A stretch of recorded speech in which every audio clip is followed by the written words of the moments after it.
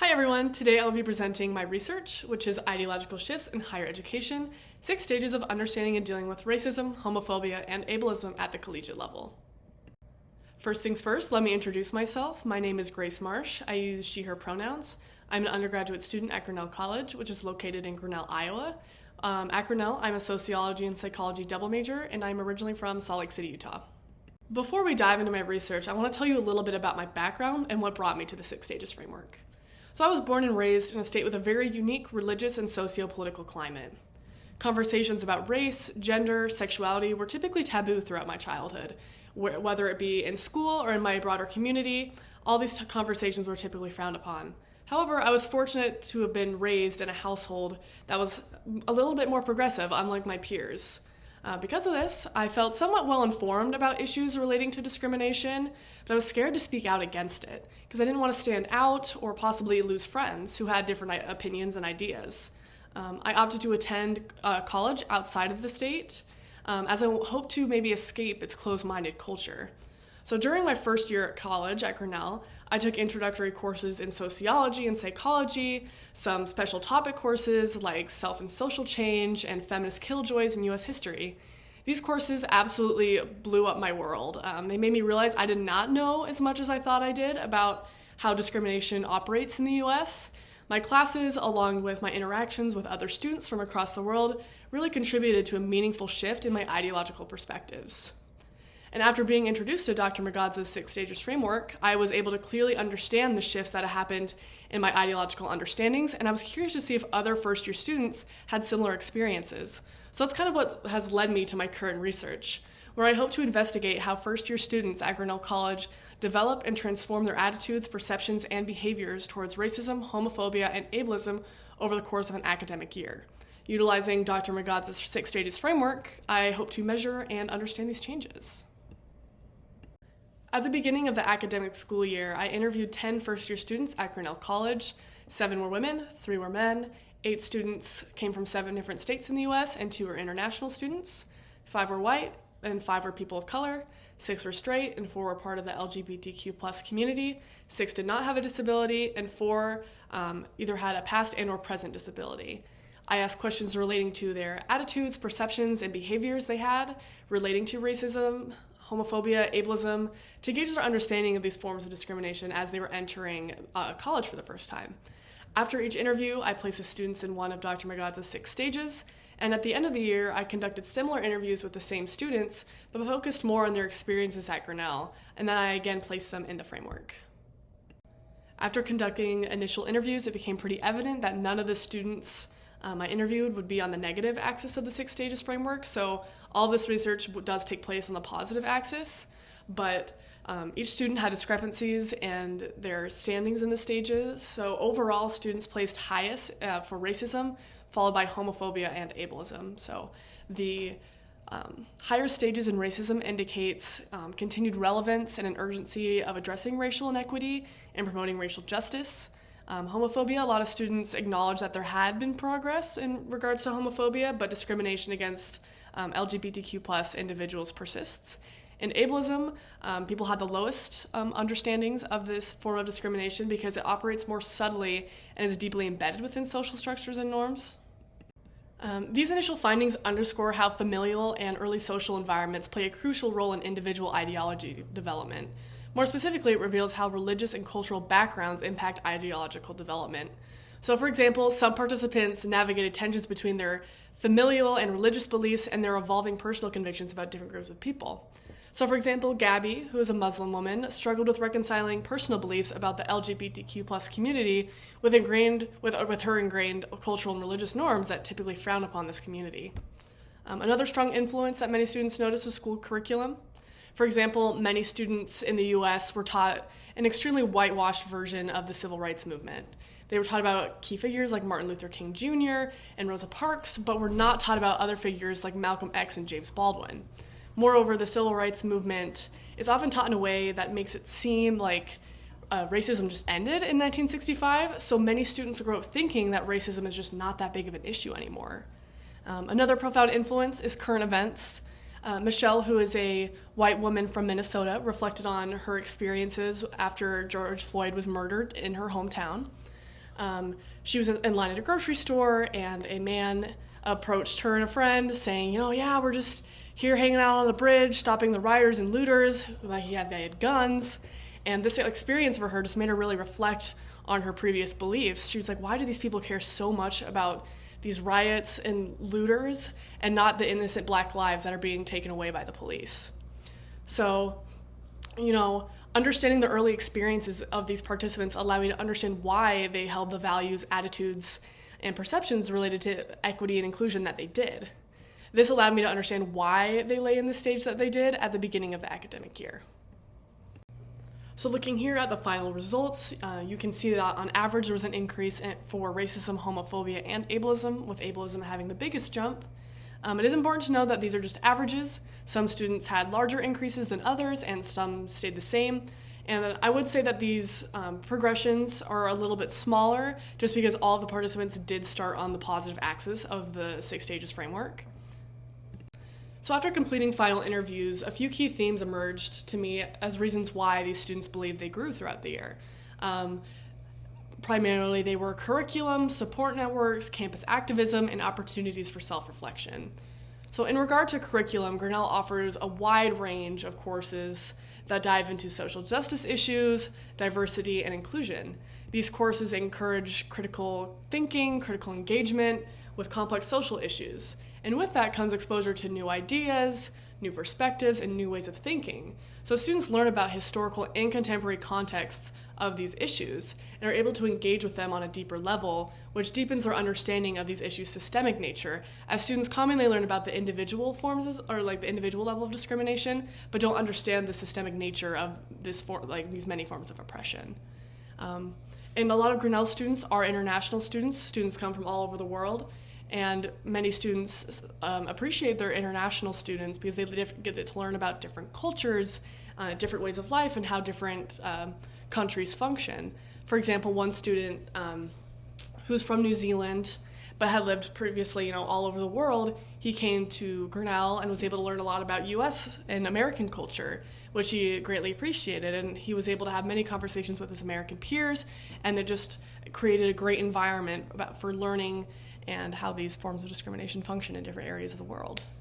And with that, with friends, our support networks, and even campus activism. So colleges offer support networks for students to connect with one another, whether that be LGBTQ plus support groups, multicultural organizations, and disability services.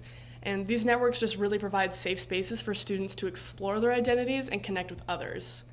And then in regards to activism, we are a very active campus. There's a lot of protests. We even have student unions, so there's a lot of activism on campus, and whether these students are participating in it or not, they are learning about these issues because they're actively happening on our campus. And so this fostered advocacy skills and motivated some students to push for change when they maybe haven't in the past. And lastly is opportunities for self-reflection. College life offers numerous opportunities for self-reflection through their academic work, their social interactions, and extracurricular activities. These experiences encourage students to critically examine their values and beliefs, and maybe their potential biases too, promoting significant personal growth. So overall, the college environment plays a pivotal role in shaping and shifting students' ideologies. Like I said, students from Grinnell come from all over the world, entering with different ideologies. So through diverse experiences, academic challenges, and supportive networks, activism opportunities, and self-reflection, students develop a nuanced understanding of these social issues. And these elements collectively foster a strong commitment to social justice, which in some students they did not have before coming here. Well, all the findings are very valuable and insightful. The most interesting finding I had in the study was perceptions based on identity. So like I said before, there are variations in understanding of discrimination. So each student had differing levels of understanding in racism, homophobia, and ableism, with racism being the most understood overall. This indicates that societal discourse around racism is more prominent, whereas issues like ableism receive less attention, which highlights the need for broader awareness and education on all forms of discrimination and not just racism. But my most interesting finding was discrepancy in understanding based on identity. So I found that LGBTQ plus individuals and disabled individuals had a more profound grasp of homophobia and ableism, respectively, compared to their straight and able-bodied peers. However, white participants in the study often grasped racism on an intellectual level more so than students of color did. Their understanding is shaped by societal privilege, primarily through their academic studies, exposure to media, and participation in discussions. These students had access to educational resources that emphasized theoretical frameworks and historical context of racism, where some students of color had to focus on surviving.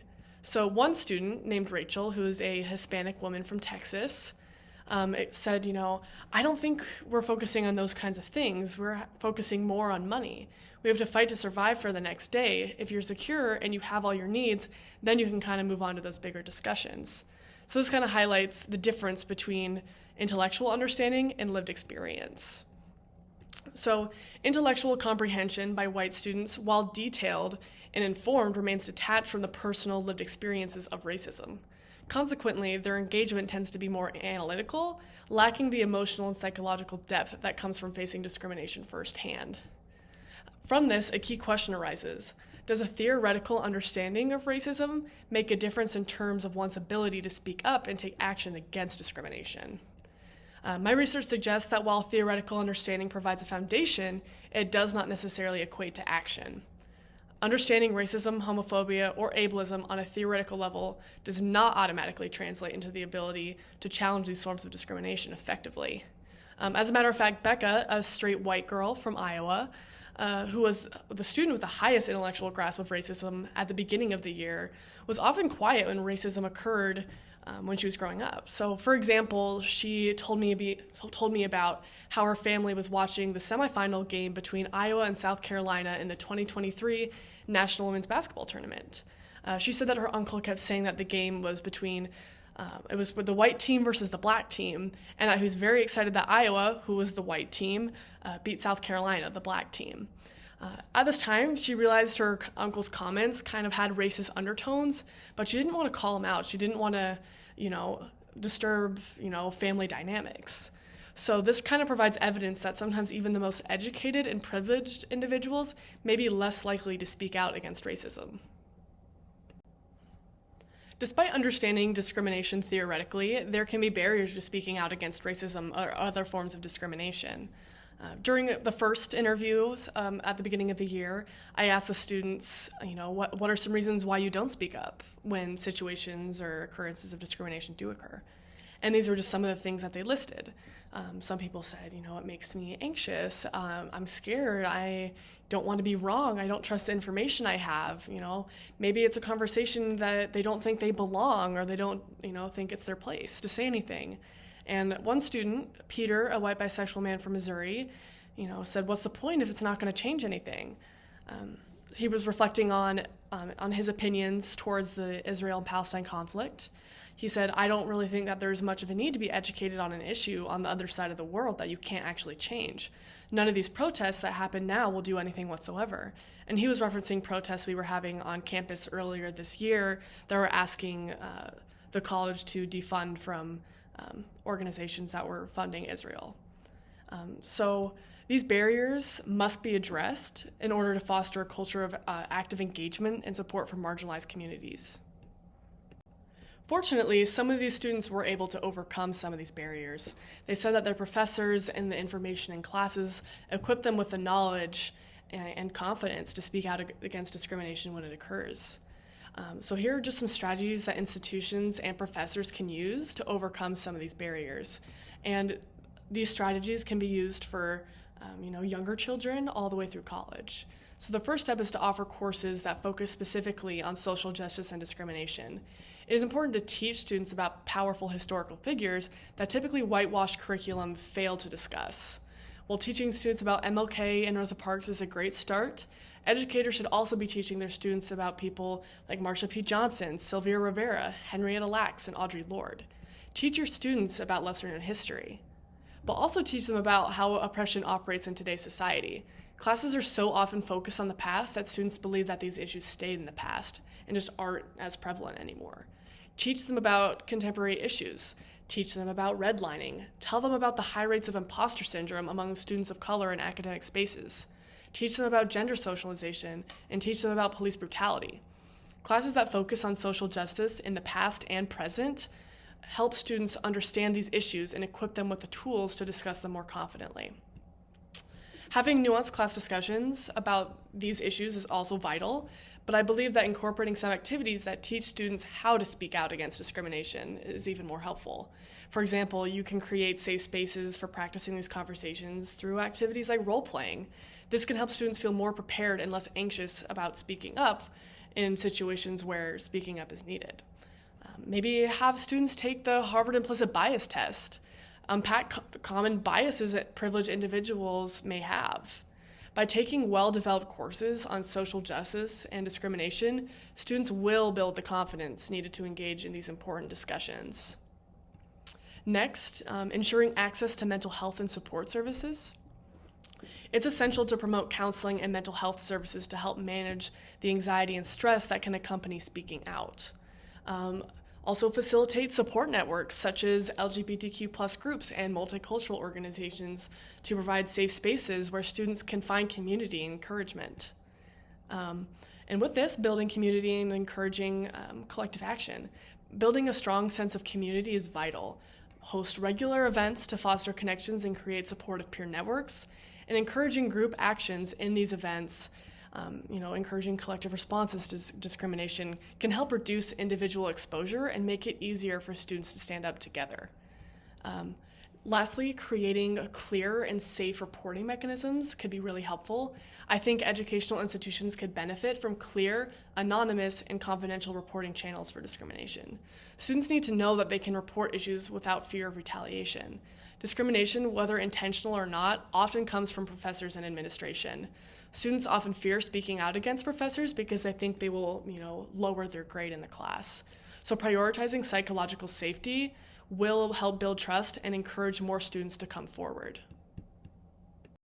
Next, professors and institutions should highlight the impact and value of speaking up. So in class, share success stories and their impact. Sharing success stories where speaking up has led to positive change can be incredibly motivating. These stories can show that individual actions can actually make a difference. And educating students on the cumulative effect of many voices speaking out over time reinforces the idea that every contribution matters, even if immediate change isn't necessarily visible at that time. Next, normalizing discomfort and encouraging self-reflection. We need to normalize the idea that discomfort is a part of growth. By stepping out of their comfort zones in class, students will shift their focus from avoiding conflict to actively participating in speaking out. Next, implementing, structural frameworks in classes. And there's a class at my school, Grinnell, that is called First Year Experience. In this class, students kind of learn the ropes of college and how it operates. And in this class, they do talk about discrimination a little bit, but all the students that I interviewed said that this course was not very well run in the ways they talk about discrimination. It's pretty much just, don't be racist kind of deal, don't be homophobic, but it's not really informational. So I think implementing a structural framework to help students map out, where they stand and where their attitudes, perceptions, and behaviors are about different forms of discrimination could be really helpful. Now I'm going to talk about how professors and other faculty members can help students navigate ideological shifts that may be occurring at that time. First is creating a safe classroom environment. It's difficult to build a safe and trusting class environment if you don't even know your students. I'm not saying you need to get to know them on a personal level, but at least take the time to learn their names. You may be thinking it's an obvious, I'm going to learn my students' names, why wouldn't I? But I can tell you from personal experience, there's an alarmingly high amount of professors that do not take the time to learn their students' names. And so really make an effort to get to know your students, at least on bare minimum level. Secondly, allow the students to get to know one another, especially in classes that are heavy with discussions. Allow for a few minutes of socialization at the beginning of class. Let students talk to each other, even if it's not about academic material. Make students sit by new people every once in a while so they're not just talking to the same 3 people the entire semester. This can, make the class more productive and meaningful. And I can say from personal experience that the most meaningful and powerful classes I've had are ones built on strong strong relationships that were created during the first 2 weeks of school.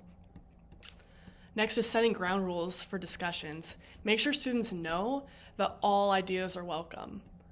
And then with that, nothing leaves the room. So let students know anything that is said in that classroom is going to stay in the classroom. And then give all students an opportunity to speak, even the quiet ones. Provide enough time for everyone to have their ideas heard.